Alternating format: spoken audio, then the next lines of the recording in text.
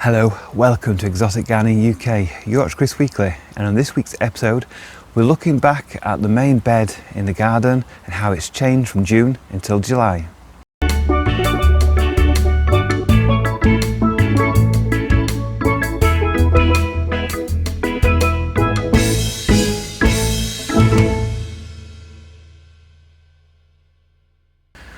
So in June I did a video showing what the garden looked like when it was all planted out, and it was just literally the day that I planted out a lot of plants, and that's because the main tropical bed, first half of the garden, relies on a lot of annual sort of plants from seed and lots of tender plants that just come through, like the dahlias and the cannas and the unset bananas that would bring out after winter into the gardens. Everything was looking very small.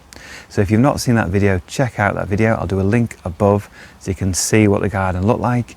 And now into July, I want to show you around the same area again, just so you can see how much growth the garden can do with some good weather and just in a few weeks in summer. So hopefully you'll enjoy.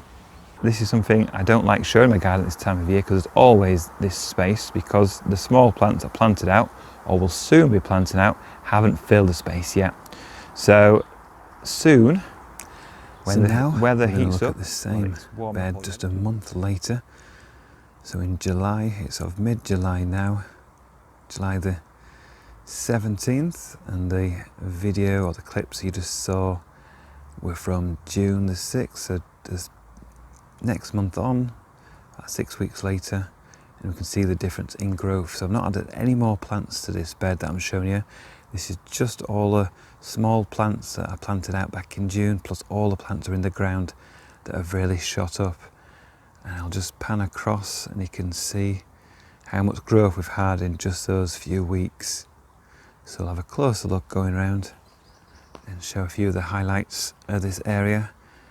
And the main plant you can see here, this is a Canna musifolia that was in the ground all winter. It's come back, it's well over a metre tall now, and it's still growing much taller. It'll double in size and get up to about 2 metres or so if we can keep up with the watering. And watering something I've been doing all morning, because it's going to be 30 degrees today and we could be looking at 40 degrees the next 2 days, which is the highest temperatures on record in the UK.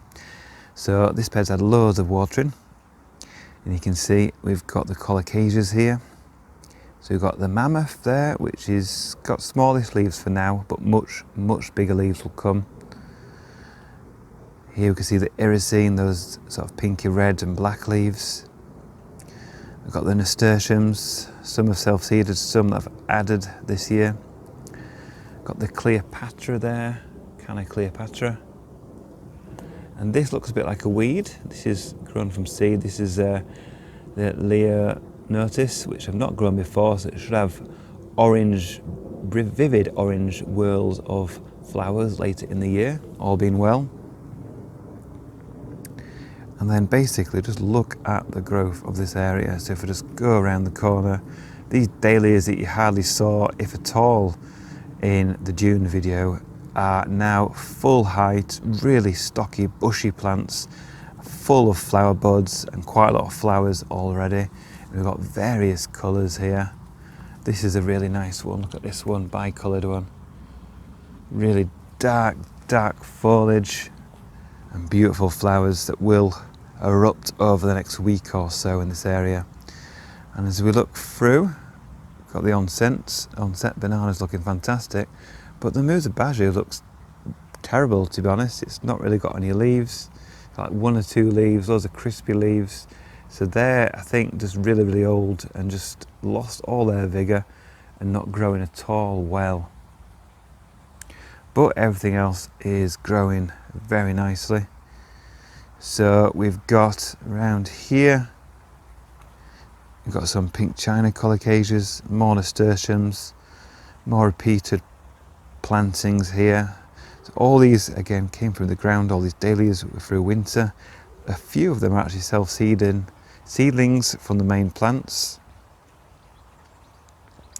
Got the tree dahlia now, which in the last video was about 30 centimetres tall. Now it's a good metre, and it'll easily get another metre above that.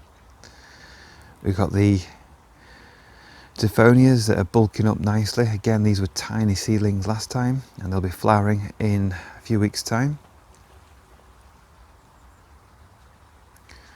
So you can see lots and lots of foliage. Pretty much all the soil's covered in this area now, and it'll be hitting its peak during my open days in mid-August.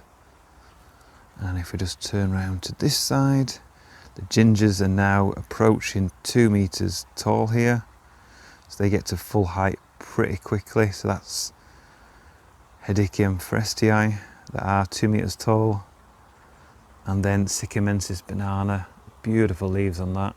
And that is, well, the top of the leaves are 3 meters tall up there. Beautiful variegation on them. And down here, got loads of Persicaria starting to flower. Got the Persian shield down there, slowly bulking up, which was a small cutting. Bit of ground cover down here. There's a few gaps still, so we'll wait for that to bulk up. There's a Musa Badru pup over there, which is actually looking really healthy compared to all the others on the other side. And the tree ferns are flushed, and everything's looking nice and lush and green on this side. So we'll just pan back round, we'll carry on down this border.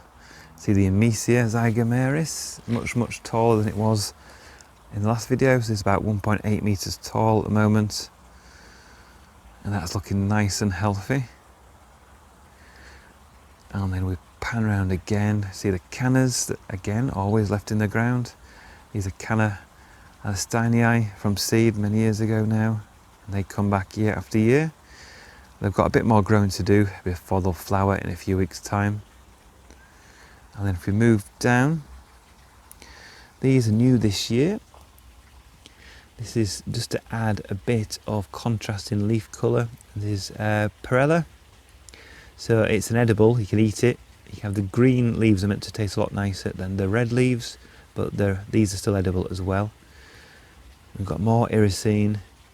We've got some zinnias getting ready to flower. More nasturtiums, obviously been eaten a bit as well. And we've got the ricinus, which are bulking up nicely. Some decent sized leaves on here, and I expect the leaves will get much bigger as we move through into August and into September. So that is this bed, looking good. I'll just go around the last part of it to show you again more bedding. I like this variegated nasturtium, which the butterflies seem to leave alone more than the plain green variety.